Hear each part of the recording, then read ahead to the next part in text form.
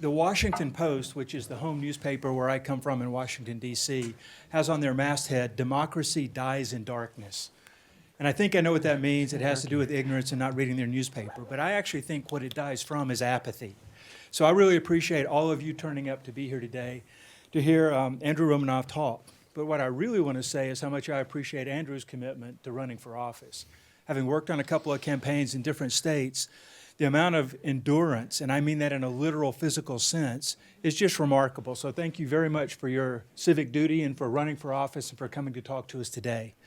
I am Larry Sampler. I'm the Vice President for Administration here at the university, and I'm standing in for Dr. Davison, who didn't think she'd be back in time, but allowed me to go ahead and MC this event anyway, even though she is here with us.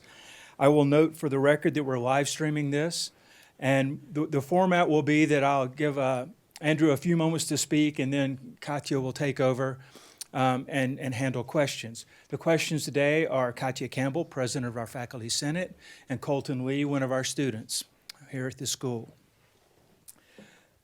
That covers the rules of engagement. So let me hit really quickly just a few of Andrew's biographical points. One of the things that I find most fascinating is that you started the Posner Center.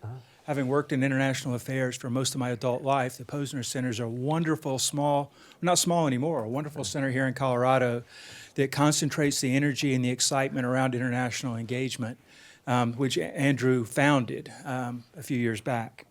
He's been elected to the Colorado legislature 4 times, including 2 terms as Speaker of the House, during which he crafted an economic recovery plan and secured the largest investment in school construction in state history. He began his career working at the Southern Poverty Law Center, has taught at schools in Nicaragua and Colorado, served as president and CEO of Mental Health Colorado, and as I noted, founded the Posner Center. I'm really proud of MSU and proud of our students because as one of Colorado's largest and leading universities, we have a really vibrant role that we play in the community. And as I said, I actually think that engagement, civic engagement in elections are really important in the things that we do. So I'm proud to say that MSU Denver students are more politically engaged than your average college student. And based on my experience 40 years ago, that wasn't very engaged. So in 2018 midterm elections, our students who were registered to vote did so at a rate of 70%. Just for reference, the national average for college students who are registered to vote is 55%. So I know that all of the students here today and watching on the live stream are invested in the political process. And speaking as a boomer and an old white guy from the Deep South, it thrills me to know that the young people are this engaged and this excited about the elections. And it is, after all, your future. So, without further ado, let me turn it over. Andrew, if you want to say a few words, and then to Katya to begin the question session. Sure. Thank you all for joining me. I really appreciate it. I started this race 12 months ago, and we've had hundreds of events like this all across the state at backyards and living rooms and coffee shops and brew pubs, and I'm available for weddings and bar mitzvahs. Really, any occasion you want to bring a group of voters together, this is what a grassroots campaign looks like. I joined this race because I'm not content to stand by while more people in the richest nation on the face of the earth struggle and suffer and die on account of problems that we can fix. I watch our country get torn apart by this administration. I watch the planet literally catch fire. And then I watch guys like Cory Gardner just whistle through the wreckage. I'm the only candidate in this race with legislative experience, like Representative Kennedy, who's here. I served with Cory Gardner for 4 years in the State House. I led the Democrats to our first majority in 30 years, our first back-to-back majority since the 1960s, became Speaker of the House, and got recognized as the best legislative leader in America. But what makes me proudest is what we did with the power you gave us, because the point of getting power, after all, is not to keep it, it's to use it to improve the lives of the people you represent. I think that's a lesson lost on Washington, where too many folks, especially in the U.S. Senate today, like the one I'm running against, seem more interested in keeping their jobs than doing their jobs. And that's the point at which we need to tell them, find another job, which is why I'm running. Okay, thank you. All right, and like I was saying, thank you again for coming to campus. We are excited for you to share your thoughts and plans surrounding issues that affect MSU Denver as well as Colorado and all of us in the state of Colorado. So we'll just dive right in with the questions. Our first question is, Dealing with the per pupil funding. So MSU Denver students receive the least amount of per pupil funding from the state legislature. What will you do to bring additional resources from the federal government to MSU Denver to help offset this increasing disparity? Yeah, let me say a couple thoughts. So I've taught here, actually, and at community colleges throughout the state, at Red Rocks Community College of Aurora. I'm pretty sure that the revenue that you're getting isn't going to adjunct faculty salary. No offense, Madam President here. And I think we ought to do far more as a state. You asked me about the federal government, and there's certainly, I believe as a country, we ought to make a commitment to making the doors of higher education open to all students. Once upon a time in America, it might be enough just to get a high school diploma, get a job that would pay enough to support a family, maybe even buy a home and save some for retirement. Those days are gone. So most folks are going to need what you all are getting, some kind of post-secondary education. Doesn't have to be a 4-year degree, might be vocational training, apprenticeship programs, 2-year degrees, but more than a high school diploma, and that's why I think the time has come in this economy for us to make that commitment to all students in America, and I've signed on to federal legislation that would do that. But I think it would be irresponsible for anybody running for federal office to pretend that Washington's going to bail Colorado out of the problems that we've created for ourselves. Because this state has fallen to the bottom of the nation, despite the best efforts of some folks in the House and the Senate, in funding higher education. When I became Speaker of the House, we had fallen to 48th in the nation in job growth and 49th in public support for colleges and universities. There's a connection between those two rankings because we were losing jobs and students and faculty to other states that more effectively educated their workforce. And so we teamed up on my watch with a Republican governor named Bill Owens, not usually an applause line at Democratic gatherings, but a fellow who deserves a lot of credit for bucking the right wing of his own party, acknowledging a flaw in the Taxpayer Bill of Rights, a formula we added to the state constitution 28 years ago, and trying to fix that problem. We didn't succeed entirely. We took a 5-year timeout from Tabor limits and fixed something called the ratchet effect we could talk about. But we won. We persuaded a majority of the voters to keep the revenue that was already coming into the state and invest it in schools and colleges and healthcare and human services. Unfortunately, that's the good news. The bad news is that timeout we took back on the ballot in 2005, that ran out. And so now we're back in the same boat of collecting revenue when times are good, but then issuing small rebate checks under the Tabor formula and forcing ourselves to make cuts when times are bad. So I think we need to shore up funding as a state in higher education and get the feds to play a role as a partner in that process. Thank you, Speaker Romanoff. And it's just Andrew, it'll save time. Okay. Thanks, Andrew. Yeah, no worries. And thank you, Dr. Campbell. And thanks again for everyone for coming and watching. As a reminder, my name is Colton Lee. My question for you, Andrew, is what is your view on free higher education? Similarly, do you support student loan forgiveness by the federal government? Yes, and yes. I'm trying to keep my answer shorter. Yes, and we talked a little bit about making higher education available to everybody. And when it comes to debt, you know this if you're in this boat, we're carrying about $1.6 trillion in debt in student loans. That's more than car loans, more than credit cards, more than any other debt that Americans are carrying. And it is crippling our economy and really forcing a lot of folks out of the workforce and inhibiting their ability to buy a home, to support their family, to pay their bills, to really climb out from under that burden. If you were to forgive that debt, you would see more revenue coming in than you would sacrifice by forgiving it in the first place. In other words, student loan forgiveness turns out to be a net gain for the economy, and it's a step that I believe we should take. Excellent. So on the topic of higher education, do you support, what would you do to improve access to higher education for DACA students? Well, so this is an issue that's profoundly personal to me since my family includes an immigrant, a young man who was brought here at a very tender age. This is the only country he's ever known. He should be provided with a path to citizenship. In fact, I don't believe that subjecting DACA recipients to this terrifying limbo where their fate, their future, their ability to live in this country is subject to the whims of a racist president or an impotent Congress is an appropriate path. It's immoral.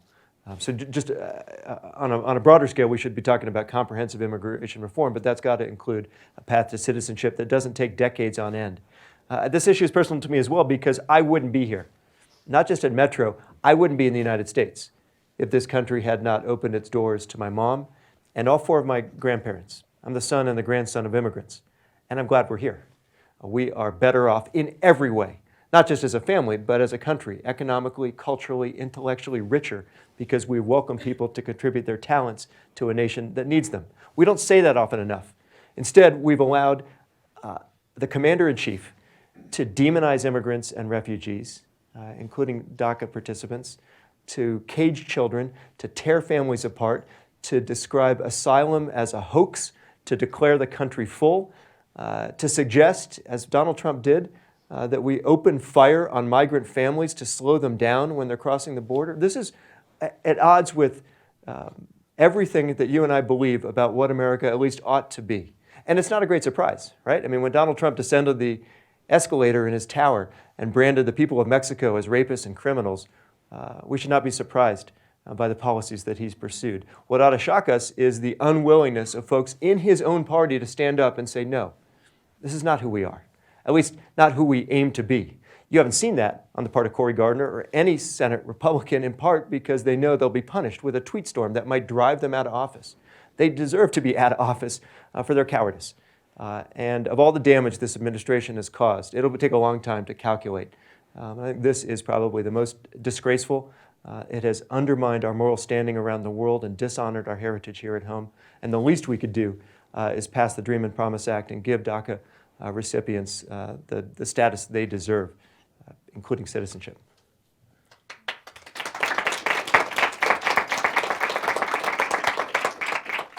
Thank you, Andrew. If you may, I would like to, for you to speak on healthcare. Specifically, do you have any ideas to combat the rising cost of healthcare? Sure. So there's several steps we could take to combat the rising costs. We should stand up to the drug lobby and negotiate deeper discounts in the price of pharmaceuticals, so we're not paying more than our counterparts in other parts of the world. But at the end of the day, my view, and I know reasonable people can differ, is that the whole system is in need of structural change. I just got off the phone earlier this morning with a woman who survived cancer in Eagle County. She said, thank God I had the resources I needed and the coverage that my employer provided so that I could get the treatment to survive that diagnosis. But then she asked, what about the people who can't? What about the folks who don't have insurance, like 28 million Americans don't? Or the folks who are underinsured, as 44 million Americans are, or the 500,000 families who go bankrupt in the United States each year because they can't afford their medical bills, or the 35,000 Americans who will die in this country because they can't afford to see a doctor. Who does that? We do, right? I mean, the United States alone among industrialized nations has decided not to cover all of our people. And it's not for a lack of money. We're spending twice as much as other OECD nations on healthcare that I will tell you is not twice as good. We're not getting life expectancies that are longer or infant or maternal mortality rates that are lower. We're just leading the world in spending and we're going broke. Healthcare costs alone represent the single biggest source of bankruptcy in the United States. So I'd fix the system by taking a lesson from the rest of the world and adopting a program of Medicare for all. I know that a lot of folks have put a label on different plans that share that title, so I'm going to just spell out what I mean by that approach. And by the way, the details on our proposals and all these issues is available at andrewromanoff.com. Bless you. And bless the folks who are providing care, right? I'm not shortchanging the work of the doctors and nurses. Some of the finest healthcare providers in the world are here. It's just the system itself is not the most efficient. And if you don't believe me, just ask yourself this question. How many politicians do you suppose outside the United States today are campaigning on a promise to bring their constituents American-style health insurance, right? It's not a winning argument. So here's what I think we ought to do. One, we ought to strengthen Medicare by adding some benefits that aren't part of the package now, like dental, vision, hearing, and long-term care. Second, we ought to lower the age of Medicare eligibility to 0, which was the original game plan. If you go back in time to 1965, when LBJ signed Medicare and Medicaid into law, you'll find they didn't intend to stop with seniors. Thank God, if you make it to 65, you've got coverage that can never be taken away. But what if you're 64 or 63 or 55? What, for that matter, if you're 26? Well, that's a magic age too, because you just aged out of your parents' plan. Nobody ever would design a system like this from scratch, where your health coverage depends on your age or your income or your employment. It's not really a system, it's just a patchwork of laws that we've assembled and encrusted like barnacles on the side of a ship, and it's going down. So I'd say your coverage ought to be independent of employment. That's just an accident of history, that link anyway. We could talk about it if you want. Because too many folks are changing their jobs, or losing their jobs, their employers are changing their plans, or finding themselves out of network and then paying exorbitant costs. So I'd like to sever the link between employment and insurance. And the last thing I'll say is, because you were asking about costs, the extra $4,000 per capita that we're spending in America on healthcare today is not actually making us healthier.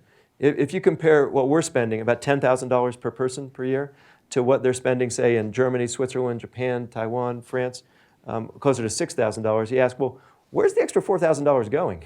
It's not to better health. It's to insurance company overhead, to drug company profits, to things that aren't actually making us healthier. So I'd rather stick that money into increasing reimbursement rates, especially for providers in underserved areas. I spent, as you heard, the last 4 years running a mental health organization. I think we ought to be doing far more to invest in the prevention and treatment of mental health and substance use disorders, all the sorts of things that might actually make us healthier. And we ought to recognize, one last point, we've already made this decision as Americans to provide universal coverage. We just picked the most expensive place possible, the emergency room.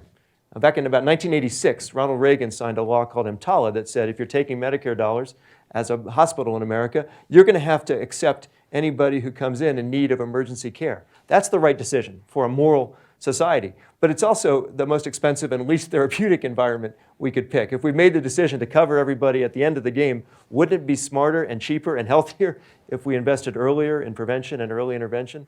Wouldn't that be the right approach? I think it would. Yeah. Excellent, thank you.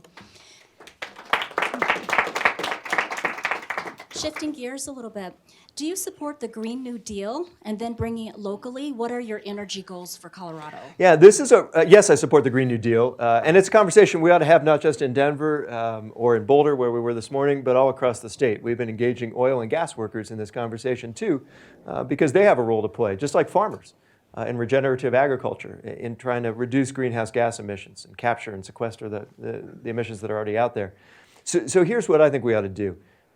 One, we ought to recognize that the climate crisis is an emergency, and we've run out the clock on incremental reform. Maybe if you had asked me that question, say, 40 years ago, when Jimmy Carter was installing solar panels on the roof of the White House before Ronald Reagan tore them off, then we could afford to indulge the sort of baby steps that some folks are proposing. But it's too late for that. We have already seen more destruction of our polar ice caps in the last 20 years than the previous 10,000. We've emitted more pollution in the last 40 years than in all of recorded human history. And even if you didn't care about our ability to survive on this hotter planet, you might take some sympathy for the other million species that we've driven to the point of extinction. They didn't sign up for this, but they don't get to vote. We're the only animals that do. And it's a good thing, by the way, because if they could, they'd probably vote us off of this global island. So I think we need to act now to end our reliance on fossil fuels, to accelerate our transition to a clean energy economy, to provide a just transition, which includes support and education and training for the fossil fuel workers who are already seeing their jobs dislocated as the market itself makes solar and wind cost competitive with oil and gas. I don't want to force people to pick between protecting their paycheck and protecting the planet, because a lot of folks might reasonably pick their paycheck. The good news is there are twice as many jobs in clean energy as there are in fossil fuels. We're just going to have to provide some assistance to help them get those jobs along the way. I will tell you, this issue, the fundamental moral test of our time, addressing this climate crisis, represents a clear point of division, not just in the general election, but in the primary as well. Cory Gardner on this subject, as most, is a lost cause. He sits on the Energy and Natural Resources Committee. He takes more money than all but one other member of the U.S. Senate from the fossil fuel industry, and he's voted along with the Trump administration to gut our environmental laws, to deny the climate crisis, and to run out the clock on the kind of actions we need. But even in the Democratic primary, and I know you invited one of my opponents earlier, John Hickenlooper, sued communities that tried to restrict fracking, literally drank the fracking fluid, I think it clouded his judgment, takes money from the fossil fuel industry, and not only opposes the Green New Deal, he compares it, these are his words, you can look it up on video, to the discredited ideas of Karl Marx and Joseph Stalin. Now look, I'm no relation to the czars of Russia, but it's a painful reference to be compared to Joseph Stalin. It's outrageous. It's going to be tough enough for us to fight the fossil fuel industry, to make this shift, to get where we need to go, because we're up against powerful corporate interests on the other side that are bankrolling the Republican Party. But it turns out they're bankrolling a lot of Democrats too.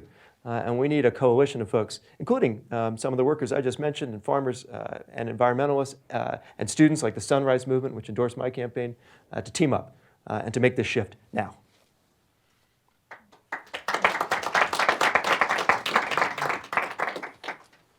What is your plan to address the affordable housing crisis? What are some ideas you have to increase affordable housing here in Denver or the Denver metro area?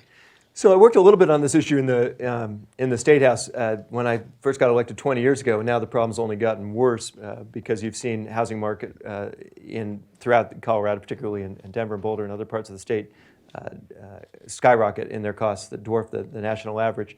One, I think the federal government should be a partner rather than part of the problem. This administration has cut funding for Section 8 housing, for the Community Development Block Grant Program, really made it harder for us to help people get a home. And I'm not just talking about low-income folks, but struggling Americans in the middle class as well, who have to drive till they qualify and end up adding to the congestion and traffic it takes to get from where they live to where they work. I think we ought to reverse a decision the state made, a court case called the Telluride decision that prevents local governments from engaging in practices that make housing more affordable, like rent control. I offered legislation when I was in the State House to provide a modest incentive for developers to make housing available to folks whose incomes represented about a third of the area median income. Hard to make the math work on a project like that without some tax incentives. I think that would help. But part of the conversation has to be not just holding down housing costs, but also increasing incomes.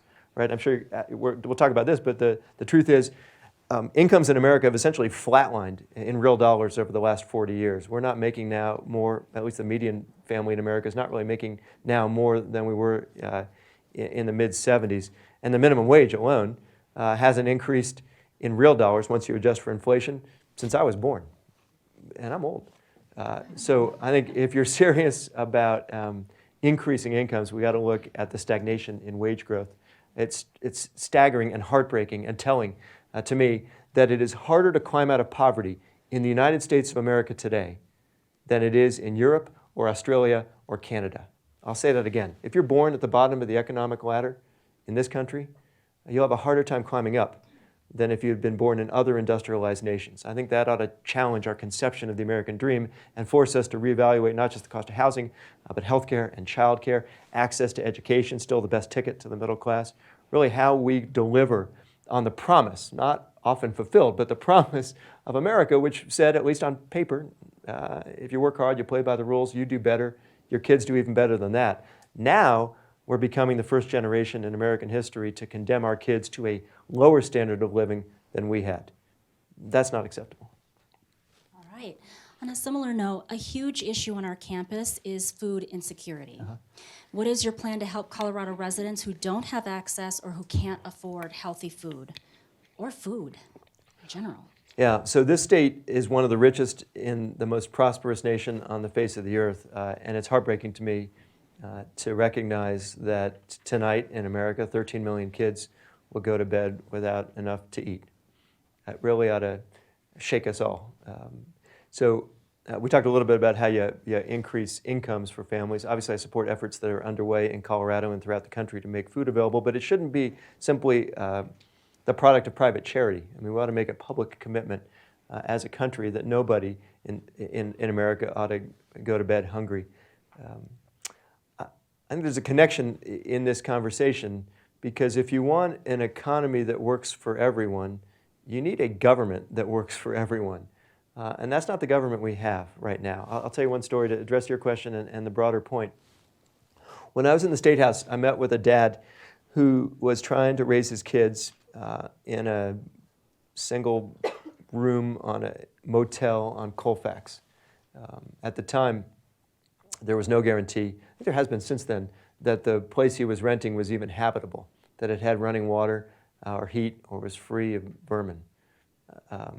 No guarantee, in part because the folks who were opposed to that protection were doing their level best to lobby the legislature to block a warranty of habitability. Legislation I offered didn't pass, but subsequently was added to the state statutes. So there's no guarantee his kids had enough to eat or could even go to sleep at night without being attacked by pests or rodents.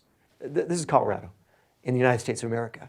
And why is it, you got to ask, that dad didn't have the ear of many representatives or senators. Why doesn't his voice count as much as the gazillionaires who are bankrolling these campaigns? And it's in part, I think you have to conclude, because that's the way the system works. It's not one person, one vote. Too often it's $1, one vote. And this dad didn't have extra dollars to offer to bribe a member of Congress or to represent his views. But he deserves it. And we ought to be valuing people in this country not because of their net worth, but just because of their basic worth as human beings. I think that's the principle we've lost. So if we could reform the way that we finance campaigns, reduce the role of money, increase the power of people, then we might actually be taking into account the interests of kids who don't have enough to eat, or their families, or folks at the lower end of the economic ladder who right now are not represented at all in the halls of power back in Washington. I know it's a long-winded answer to a short question, but to me, at least, it's the fundamental challenge we face, is that the arrival of this plutocracy has disenfranchised too many Americans and left their interests out in the cold.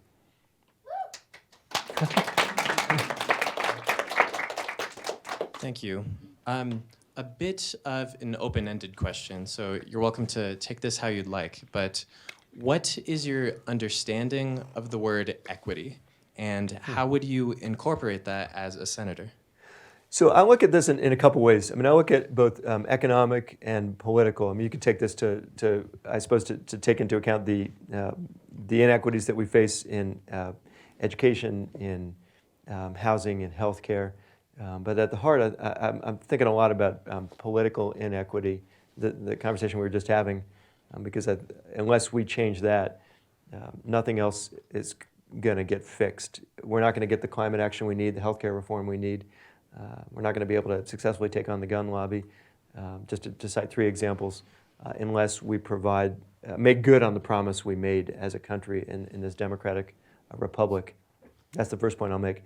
The second is that we ought to recognize that this equality doesn't fall strictly the same on everyone, right? There's a huge racial wealth gap in America, and it's not an accident. It's the product of the deliberate design, practices that the country not only perpetuated in the past, but persist to this day. I'll share some evidence with you. When I, 30 years ago now, I designed and supervised an undercover investigation of racial discrimination in the labor market for a state civil rights agency. We used a technique that had often been employed in housing, where you'd send a pair of applicants, spies essentially, we called them testers, looking, in our case, for jobs. One was white, one was African American. They went out to look for jobs, and lo and behold, even though we had arranged their resumes so that the African American applicant should have gotten every job because he had a higher GPA and longer work history and higher salaries, though his white partner kept getting the job. This wasn't an academic exercise because the Civil Rights Agency was empowered to actually take action, which we did. And we cornered some of the employers who kept picking the white applicant over his better qualified African American counterpart. One of the employers who we subsequently required to provide an affirmative hiring process across the state suggested that the reason he had hired the white applicant was because he was taller. We hadn't thought to match the testers on account of height. The job they were applying for was a retail job in a clothing store, but the employer said that the part of the job required them to go into the back room, the stock room, where the shelves were high. And we hadn't thought of that as a criterion that we needed to control for. As luck would have it, we had sent a second pair of testers to the same employer, and in this pair, the African American applicant was taller, but still lost out to the shorter white guy. So we asked the employer again, well, how come, if height was the relevant criterion, how come the shorter guy got the job? You have to give the employer credit for creativity, if not for the racism that drove his decision. He said, it's true that the shelves in that stockroom are high, but the rafters were really low. So the African American applicant was so tall that we thought he would hit his head. That's why he didn't get the job. He lost that argument. The employer lost that argument. But the challenge I think we have as a country is that to the extent that we're perpetuating racial discrimination in the hiring market, unless you have the resources of a state civil rights agency behind you, you might not know, you might suspect, but you might not be able to prove that that was the reason for the inequitable result. It doesn't do us much good to continue to add civil rights laws to the books if we don't actually enforce them. Any law is just a paper promise unless and until you implement it. So it strikes me as that's part of our obligation too, as lawmakers or once and future lawmakers, to make sure that the agencies that we're in charge, entrusting with the enforcement of these laws actually have the resources to carry them out. Thank you. We have one more question, and then we're going to open it up for the audience to ask questions. Sure. And actually, on the topic that we were just discussing, when we think about equity, are there any policies that you do support or any kind of actions that you think we need to take to increase equity when it comes to things like gender identity, racial equity, socioeconomic status, that kind of thing? Yes, and it's not a new cause for me. It's just the country's taken a long time to catch up. When I first got elected to office in 2000, and I got asked at a debate right after Vermont had passed a civil union law recognizing the right of gay and lesbian, same-sex couples to form civil unions. I asked whether I supported that proposal. The question was planted by an opponent who was thinking he would trip me up by exposing my radical views. So I saw his point and raised him. I said, civil unions are not enough. This is back in 2000. I said, we need full equality, including the right to marry. It's non-negotiable. And that was not a popular position 20 years ago. I'm glad that the country has caught up, but we're still not in a place to declare victory because it is still legal in America to fire somebody on account of sexual orientation. The country hasn't caught up with Colorado's version of ENDA in that sense. I had this conversation in Delta, Colorado, with a transgender woman who asked me painfully why she was not worthy to serve in the armed forces of the United States to defend her country. Why the President of the United States, who himself declared himself unworthy to serve, he was right about that, had instituted a ban on trans service in the military. So I think we have a long way to go before we deliver full equality in every aspect of American life. And this issue is personal to me as well. I have two cousins. One is gay, one is straight. No one has ever or will ever be able to convince me that the rights of American citizenship that are automatically accorded to my straight cousin because she's an American should be denied to her brother who happens to be gay. It's un-American. Thank you. Thank you for sharing Sure. as well. All right, so we will open it up for questions, and I think I'll walk around. all right. So does anyone have, I'm sorry. Go. Hi, Andrew. I'm Grant Den. I'm a faculty member here. Thank you for teaching. I support you, and I donate money, and I get too many emails from you, but that's Sorry. relevant.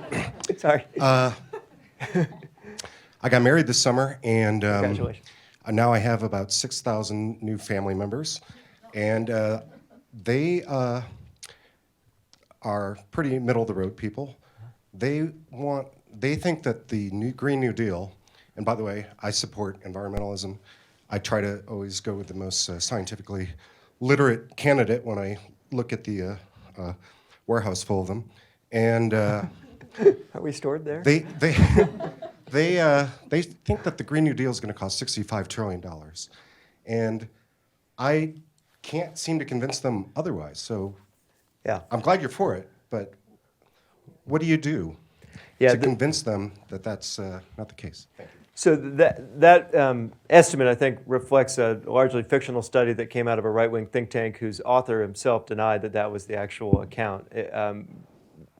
I'd say a couple thoughts. One, we're already paying for this, right? If you add up the costs of storms, of wildfires, of droughts, of heat waves, of floods, the human toll that's taking, the mitigation costs, the cost of relocating, by some estimates, 1 billion people on Earth by the middle of this century who will be forced to flee their homes and are now, like the families I used to live with in Central America. I'll tell you that story too if you want, but I mean, we're paying for this right now. And we're paying as well in subsidies.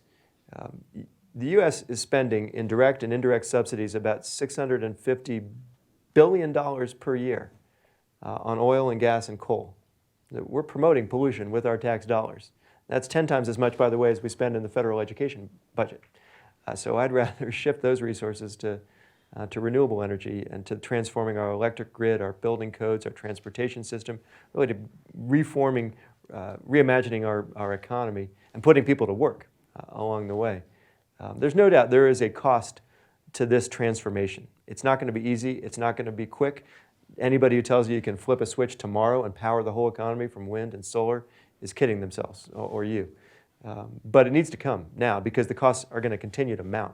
the price tag will be much higher if we delay this transition as we've done. So I'd suggest we ought to act now. And the estimates I've seen, globally at least, suggest it is cheaper to create a clean energy economy than continue to prop up the fossil fuel industry. Yeah. Thanks for your support, too. And congratulations on your wedding. Can you explain the caucus process? No. Can anyone really? Yes, I can. So here's the way this works. How many folks have gone to a caucus in Colorado? How many folks have gone to a caucus in Iowa? They're still there, actually. So here's the way this works. It's a little confusing because Colorado changed the law. There's a presidential primary in this state on March 3rd. That's Super Tuesday. Colorado and a number of states are participating in that process. You've already got the ballot in the mail. That's separate from the caucus process, right? So on March 7th, which is a Saturday, at 2 o'clock, in schools across the state, Democrats, and I suppose Republicans will gather, although they don't have a contest in the Senate race. Has Corey got a challenger yet? He's made sure that he'd avoid a primary by embracing the Trump agenda. So I'll just stick with Democrats because that's my team. Democrats will gather in caucuses in order to conduct some party business and to take a straw vote on their preference in the Senate race. I guess I should have confessed, and you probably already know, there's 10 candidates seeking the Democratic nomination, some of whom have paraded before you. I'm going through this route, and what that means for me is that I've got to persuade enough folks who show up on Saturday, March 7th, to vote for me in that process, and if 30% of them go through the county assemblies, which follow, and the state assembly in April, and cast their ballot for me, I'll appear on a ballot in June. You may need a paper and pencil for the rest of this exercise. So in order to get on the ballot in June, when the Democratic nomination for the U.S. Senate and every other race other than president is decided, you either have to get 30% of the votes through the caucus process or gather about 10,000 signatures across the state, which is expensive. I'm going through the caucuses. I need folks to show up at caucus on March 7th and cast their vote for me. If you're not a Democrat yet, it's too late to join the caucus process. You'll still get a vote in the primary, but you had to be a Democrat by Valentine's Day. You don't have to love the Democratic Party. That's a bad pun. But you at least have to be a registered Democrat. Thanks for getting that. You tip your waiter. So that's what we need. And if you want to learn more about the process, you can text the word caucus to 31996. If you text the word caucus to 31996, you'll get information from our campaign about how this process works. So March 7th is the caucus. June 30th is the primary. In order to get on the primary ballot, you need to get, at least I need to get 30% of the vote through the caucuses. Is that, yeah. I think there's a Schoolhouse Rock video that makes it more entertaining, but we haven't recorded it yet. You're the best candidate to fill the seat, but Let me stop you right there. I just want the moment to linger for a minute. All right, keep going. I'm sorry. but should DNC support and other factors push Hickenlooper into the candidacy, what will you do to support a blue no matter who message that even if it is Hickenlooper, that we support and make sure that Democrats all the way down the line get elected? Yeah, first of all, I don't think John's campaign is like, even if it's Hickenlooper, although that's not the most compelling message. Better than nothing. So to be clear, I will support the Democratic nominee in this race no matter what, and in the presidential race as well. Because while there are real differences in this race, they're dwarfed by the differences that we have with Cory Gardner and respectively with Donald Trump. So you're right that the National Party has decided to interfere inappropriately, in my view, in this race. It wasn't the DNC, actually. It was the Democratic Senatorial Campaign Committee, run by a fellow out of New York named Chuck Schumer. He doesn't actually vote in Colorado. He just acts this way, who recruited John into the race, even after Hick told him and everybody else that he would be a terrible senator and wasn't cut out for the job. I believe him. So the national team is trying to sabotage our campaign, stifle the primary, stop this contest from happening, stop you from voting. They believe they know better. I suppose if Washington were a town noted for its good judgment, I might be more inclined to defer to their wishes. But I will, to answer your question, wholeheartedly support any of the 10 Democrats who are running, even if it isn't me, up against Cory Gardner. What I also think you have the right to demand, though, is a chance to hear from all of us, not just in this format, which is terrific, and I appreciate a lot, but also on stage at the same time. We were here on Saturday at a climate debate. How many folks came to the Tivoli that day? A couple folks. John Hickenlooper did not. He's the only candidate, actually, in this race who has now skipped 18 debates, 18 of them, including debates we've had at Metro at Regis, at Colorado College, at UCCS, debates organized by the NAACP, by veterans. It seems to me if you wanted a senator who didn't show up and answer questions, well, you've already got one. His name's Cory Gardner. He hasn't held a town hall meeting in 2.5 years.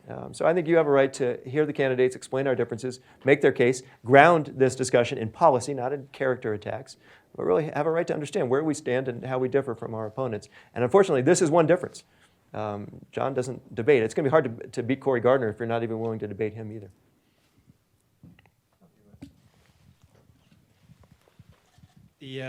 The problems in Washington predate this administration.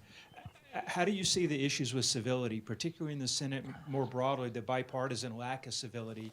And how would you individually and how would you like to see the parties work to try and reconstruct some measure of function and civility in Congress? Yeah, I'm glad you asked that question, and I think your premise is accurate. I mean, Donald Trump didn't invent all these problems, but he certainly weaponized them.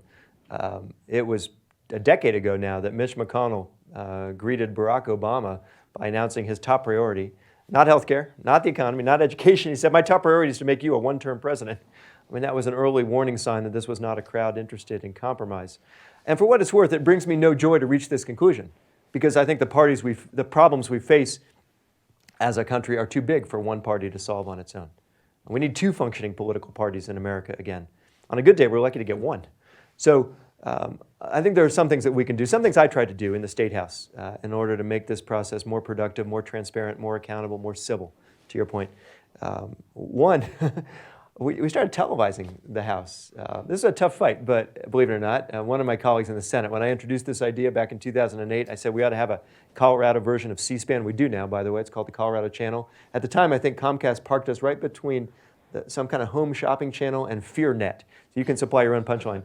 But it was a tough fight because one of my colleagues in the Senate said, well, if we start showing people what we do at the Capitol, he said, well, what if they watch? I think the bigger danger is that people don't take the time to lift the lid on the Golden Dome and see what goes on underneath. So we thought we ought to televise the House debates, we ought to televise the Senate debates. We actually ought to allow people to beam in their testimony. Can you do that yet? Yep. That was the original game plan so that you don't have to travel from Durango or Sterling or Craig or La Junta just to get 3 minutes at the mic in a committee room. The process ought to be interactive. And I think that improves at least the transparency of the process.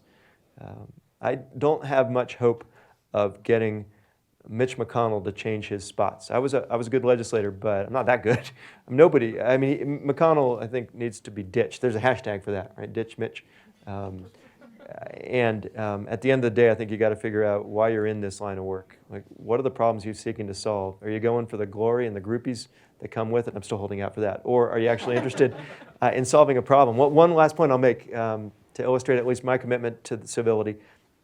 We've gotten endorsements from a lot of folks across the state, 340 elected officials, county commissioners, mayors, school board members, legislators, all across Colorado, but they're not all Democrats. One of the endorsements that makes me proudest, other than Chris's, comes from a former colleague of mine in the House named Mike May. I doubt you know his name, but I do because he led the opposition to me. When I was the Speaker of the House, he was the minority leader. He's a Republican from Parker. He served with Cory Gardner and with me in the legislature, and he wrote me a text a few weeks after I announced my candidacy for the Senate. He said, my wife and I would like to support your campaign. And I said, well, thanks, Mike, but I'm a Democrat. I just wanted to remind him. And he said, I know, because he remembered that. But then he said this. He said, my country matters more than my party, and we would be honored to call you our senator.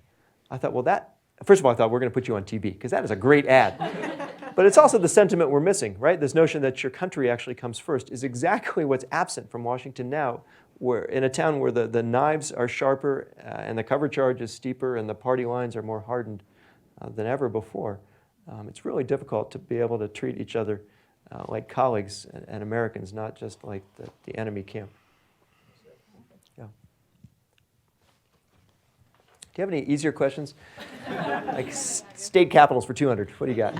Hi, my name is Lindsay. I'm with Save the Children Action Network, Right on. and I'm an early learning professional. I know how important early education is and early childcare. 51% of Coloradans right now live in childcare deserts, meaning they don't have access to childcare that's quality and affordable. So I'm just wondering what you will do to target that issue. Yeah, there's a couple pieces. First of all, thank you for what you do, because it turns out to be cheaper to build a child than repair an adult. And I think the investment that we need to make in early childhood education is the single best investment that we can make. I don't want to shortchange the value of higher education, and I don't think we should have to pick, but we need to put a greater priority on this approach. And there's a couple pieces of legislation that we're supporting in my campaign at the federal level to make access to childcare more available to more folks, so that your ability to send a kid not just to high-quality preschool or full-day kindergarten, as the legislature is moving in this direction, but really to serve kids between birth and 5. I'll mention one piece of work that I led at Mental Health Colorado, because it's connected to your work as well. We have an epidemic of mental illness and drug addiction in America, and we've chosen to treat it in the criminal justice system, the most expensive place we could pick. I was talking about this with a sheriff in Boulder named Joe Pelly, who said, I run the largest mental hospital in my community. It's called the county jail. That cannot be the right approach. So what we know about mental illness is that the causes are often taking shape early in life, either as a result of genetic conditions in some cases or adverse childhood experiences. And we know that if we get the training to child care providers, to pediatricians, to parents, that they need to help build more resilient kids, to invest in social and emotional learning throughout a child's life, that the likelihood of those problems will diminish. We decided to try to, at Mental Health Colorado, figure out what the best practices are, both for schools. We developed a toolkit for K-12. How do you get social and emotional learning built into the curriculum? How do you pay for it? How do you train more mental health professionals and embed them in the school budget and the curriculum? But also, how do you address this problem from birth to 5, where these influences are so important? I think the science has shown what you already know, that those earliest years are critical. B. Romer, who used to be the first lady of Colorado, started something called Bright Beginnings, 30 years ago now, to illustrate that point. It's just taken us too long, and there's a lot of kids who have been born and grown up since then without the commitment to child care and early childhood development that we need. This is a commitment I share with you. Yeah. You're getting your calisthenics here. Hi there. Corey Farrer, no relation to the other Corey that we were talking about earlier today. Thank you. You're Yeah, my with new the favorite. I'm sorry? You're my favorite Corey now. Thanks. With the Strategy, Marketing, Communications Department here at MSU Denver. Okay. You mentioned not to sort of shortchange higher education, so also with your connection here to campus, what do you see as the value of a place like MSU Denver, specifically within the Denver community, within Colorado, and then maybe what are some of the things going on here that could be national models? Well, you can tell me, actually. I see your question and raise you, but you ought to, I know you've got a marketing team that is singing your own praises and trying to replicate your successes. I think this institution is essential to the economy of Colorado and to the future success of our state. There's no doubt about it. I worked a little bit with President Jordan because I know that you all have made a commitment to diversity and to the sort of immigration reform that we need to pursue at a national level. When we fell, as I mentioned, to 49th in the nation in public support for higher education, there was a lot of gallows humor at the Capitol that some institutions might be able to survive those cuts. CU could sell off its naming rights and become Coors University instead. But a lot of institutions like these, and community colleges throughout the state. I spent time at OJC Otero Junior College, and at the time in La Junta, at Western State, at Adams State, at Mesa. I mean, those institutions are going to have a very hard time surviving without any public support at all. And unless you want to turn higher education into the province of only the fortunate few, it seems to me we ought to make a better commitment as a state to maintain access. I know the legislature has tried. I know the voters have resisted to fund higher education to the tune we need. We need a permanent fix to the constitutional mess that we've created for ourselves. But we haven't gotten there yet. In the 28 years since Tabor was added to the state constitution, the only successful change we've made is the one I authored in 2005. That's not good enough. All right, we are actually out of time for questions. Thank you so much for your thoughtful questions and for your responses to the questions. Sure. We will now open the floor for your closing remarks. Okay. Yes. Well, I'd be honored to have your support. I don't think anybody's entitled to serve in public office. This is the kind of job you have to earn. I also don't think you ought to live in a country where the only folks who can win high office are the ones who are millionaires or their friends. It's a problem, not just for candidates of modest means like me, but for democracy itself. It's where we're headed. You might as well hang a sign outside the US Senate today that says only millionaires need apply. That dramatically narrows the pool of candidates who run, the pool certainly who win, and I would argue it warps the decisions that get made as a result. Because the Senate doesn't reflect the interests of the people it's supposed to represent. You can see that every day, and it's not great news to you. I suggested earlier that you have a chance to actually invite candidates to share their thoughts on these issues with you together, not just individually, but on the same stage, because I think it's important that you hear us at once. I support a Green New Deal. I support Medicare for all. I don't believe they constitute the work of Marx or Stalin. And I didn't realize I'd have to defend that ground against a Democrat, not just the attacks from Republicans.